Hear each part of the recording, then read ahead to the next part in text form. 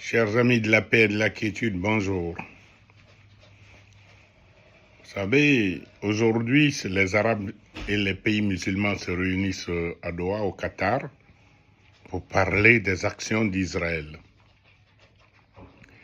J'avais dit dans une vidéo précédente que les pays arabes étaient eux-mêmes des peuples opprimés, mais qui ne se savaient pas opprimés, puisqu'ils laissaient faire, comment on appelle, Israël devant la Palestine qu'Israël détruisait. Et les bases arabes et les bases qataries, les bases du Koweït, les bases de la Jordanie, et même souvent la complicité de l'Égypte, tout cela était utilisé par Israël pour bombarder, pour détruire, pour empêcher la Palestine de vivre, pour atteindre d'autres personnes, pour bombarder le Liban, etc. Aujourd'hui, c'est le tour du Qatar. Et le Qatar crie.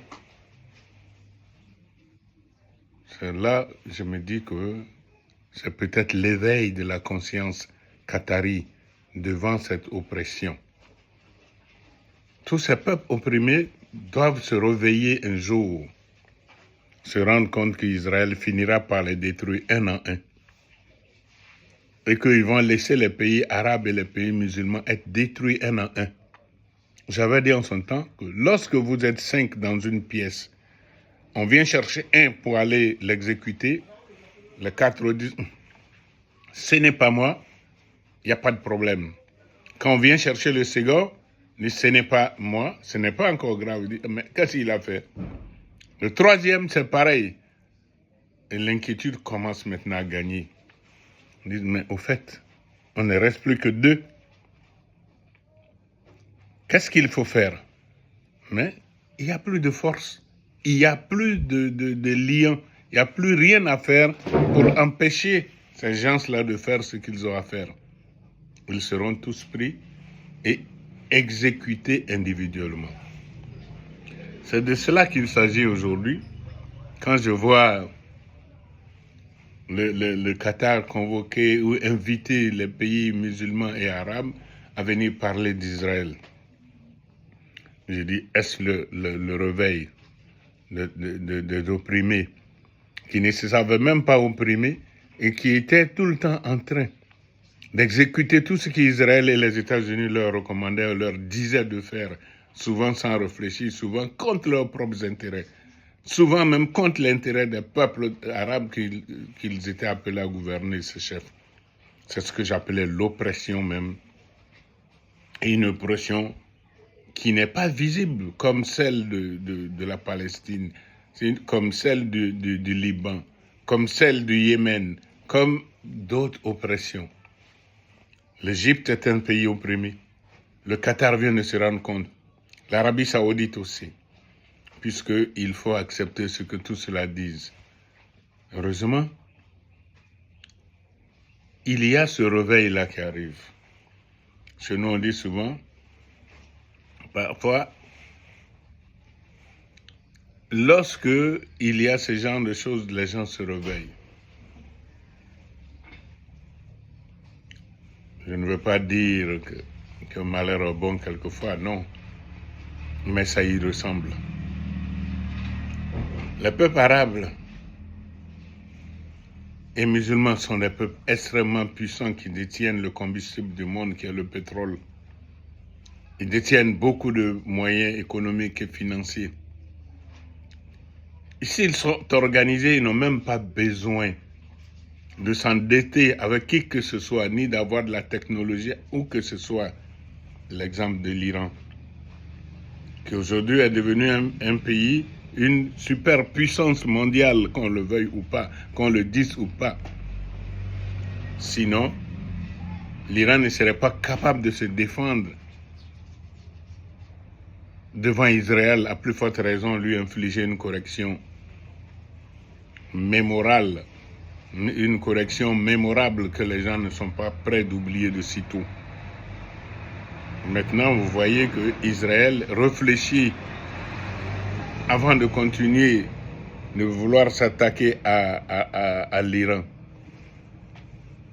Mais quand ils prennent des décisions de sanctions, les États-Unis sont allés encore à Israël, malgré le vote de l'ONU. Et Gaza est tout le temps en train d'être bombardé, malgré la résolution de l'ONU. Qu'est-ce que cela veut dire? Que tout ce qui se passe au Qatar ressemble bien à du cinéma pour montrer aux gens que les Arabes et les pays musulmans ne restent pas les bras croisés. Ça ressemble vraiment à du cinéma. La forte pression des Arabes aurait fait arrêter immédiatement le conflit à Gaza. Israël se serait replié sur cette terre pour permettre au peuple palestinien enfin de respirer, de vivre. Parce qu'il n'y a plus la vie à Gaza. Souvent, ça frise la déchéance. Quand tu vois des enfants aller chercher de l'eau dans des bidons et qui se fassent tirer dessus, c'est vraiment révoltant. Peuple arabe, n'oubliez pas, vous êtes aussi des opprimés. Peuple musulman, vous êtes aussi des opprimés. Tant que vous n'allez pas accepter leurs conditions de vivre comme eux, d'accepter tout ce qu'ils font, de céder vos terres, de céder votre argent, de céder vos ressources pétrolières et minières tout le temps, qu'ils en fassent ce qu'ils veulent, que ce soit l'uranium du côté de l'Afghanistan, du pétrole dans tous les pays arabes, ils vont le continuer. Dieu a voulu donner ces moyens aux pays arabes, aux pays musulmans qui vivent dans le désert. Dieu a donné à chaque individu les moyens de sa subsistance. Mais les Arabes ont été vraiment comblés par Dieu.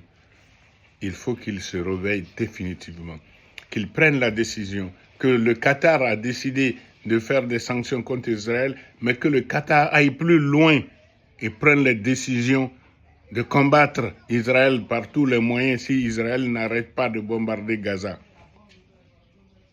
Voilà ce qui reste à faire pour se faire respecter. C'est bon de se réveiller, mais il est bon d'aller au-delà pour avoir sa liberté, pour cesser d'être opprimé, pour cesser d'être traité comme des moins que rien par Israël et les États-Unis qui les soutiennent, avec des pays comme l'Allemagne et parfois la France. Bien que la France s'est réveillée elle aussi en disant reconnaître qu'elle va reconnaître la Palestine et qu'elle l'a fait. Il faut réagir. Ces pays sont combien? Quand ils coupent le pétrole tout de suite, que deviennent le monde entier? Ils ont les moyens.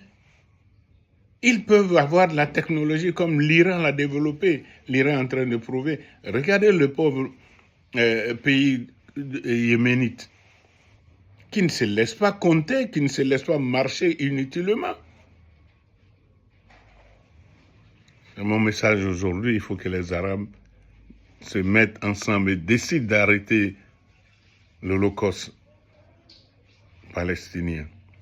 Qu'ils obligent Israël d'arrêter le martyre, la destruction, les tueries. Ce n'est plus la guerre, c'est de la tuerie, c'est de l'assassinat.